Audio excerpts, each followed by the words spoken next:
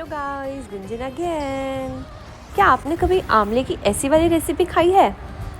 तो फटाफट से देख लीजिए। तो सबसे पहले मैंने आमले को उबाला था अच्छे से 2-3 सीटी में। देन सरसों के ऑयल में राई, जीरा, अखा धनिया, मेथी सीड्स, कलौंजी और सौंफ को अच्छे से चटकारा दे दिया, तड़का लगा दिया। फिर बाद में मैंने अकॉर्डिंगली स्पाइसेस ऐड कर दिए और इन सबको अच्छे से मिक्स कर दिया। और मैंने स्वीटनेस के लिए थोड़ा सा शुगर ऐड किया। आप लोग जैगरी भी कर सकते हो।